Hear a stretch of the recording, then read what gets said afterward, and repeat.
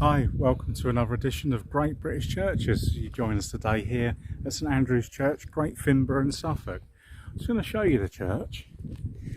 It's been rebuilt in the 19th century. As we can see, 20th century. Oh my word, I've got a Victorian. Well, that's 19th century. There we go. St Andrew. We've got a bit of a problem. We can't get in, but we're going to do a bit of a difference. We're going to have a bit of a walk around. As you can see, although the church has got no great age to it, it's very well built. It's beautifully maintained. Now, do you want to just point up at the tower? I'm pointing up at the tower up there. Now, there's a story that when this church was being built in the 1800s, that the local lord of the manor's wife had trouble finding her way home. So she asked her husband if he would put in a landmark that would make it easy. And he certainly did that. And he built, he paid to have that built. But there is also a story that the vicar wanted it built like that anyway. But there's a lot of that story going about. When this church was built, or the architect for this church in the 1800s was R.H. Phipson. And you can see that this is his work. It's very much his style of building. But this is not really the reason why we've come here today. No, we're sort of visiting churches and the area around Needham Market, Stone Market in Suffolk. I used to live out this way till about 30 years ago.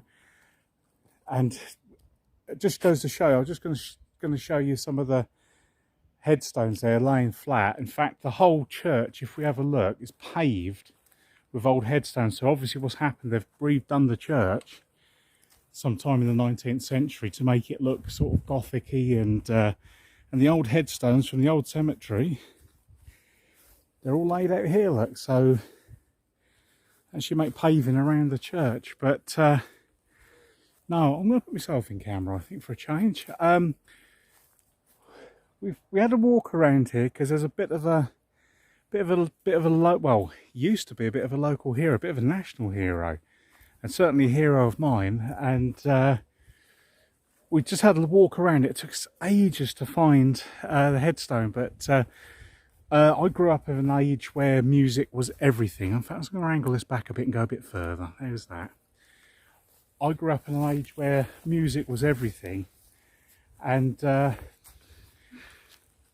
the only way you found new music was, I'll straighten up a bit. The only way you found new music was if people played it, because it was in the days when you had to have a record, possibly a tape, but they were expensive, and you never heard anything new. And when new stuff came out, it needed somebody to promote it. And but also, when this guy was doing his thing, he was picking out new music because there were kids who were listening to the music that he was playing, and becoming inspired. Even if they couldn't beat more than a stick on a tin can, they formed garage bands, things like that. And they would send him tapes.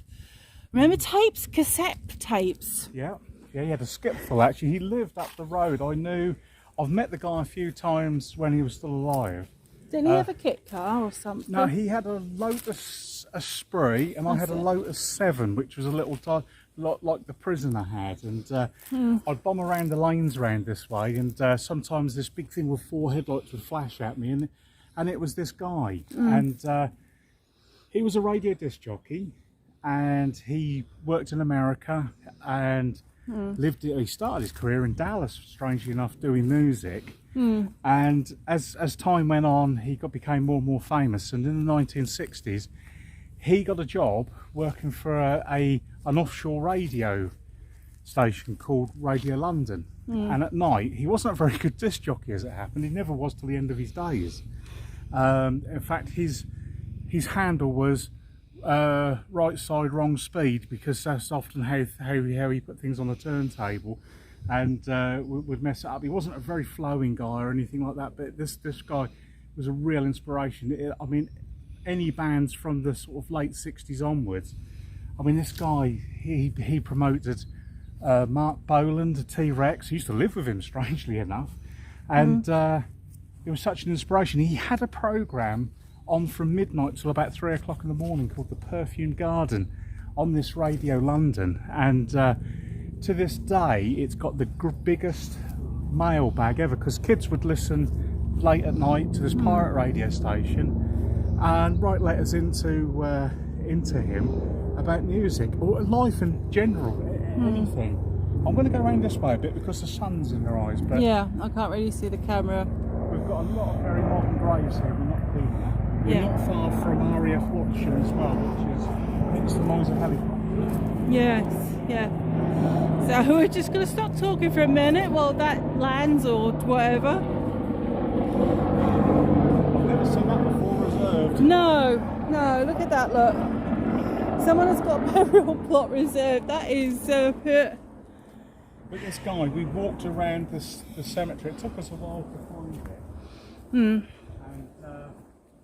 we actually found this headstone, and it looked like it's been here for, it could have been here for 70 years. And this chap died in 2004. He actually died in Peru. He did, yeah. He was mountain climbing, and but this guy is such an inspiration. He went on to work for the BBC for the last, I don't know how many years. He probably did, my maths isn't good. He did at least 40 years for the BBC, but we found this headstone, and the only thing that stood out to me at first when he said about it was this, and it's the liver bird for the symbol of Liverpool. But this is the grave of John Ravenscroft, also known as John Peel, and he was called John Peel apparently because in America they couldn't pronounce Ravenscroft, and they shortened it to Ravencroft. I think his name is John Robert Parker Ravenscroft. Is it Parker? I think it is Parker, yeah.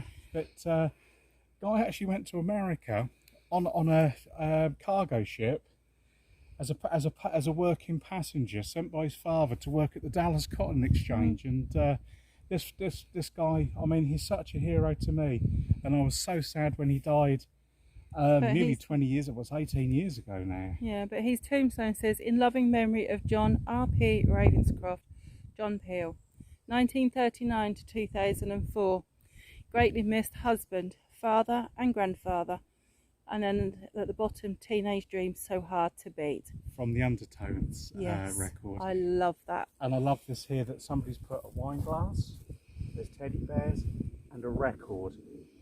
Now, didn't you read what the record was? No, I wasn't. It was actually somebody's put that here. That's an old gramophone record, but let's put it back because that's quite weathered. But I mean, you just can't believe how many bands this guy promoted. Didn't he promote the Undertones as well? He promoted the Undertones. I was trying to think. Queen, T-Rex.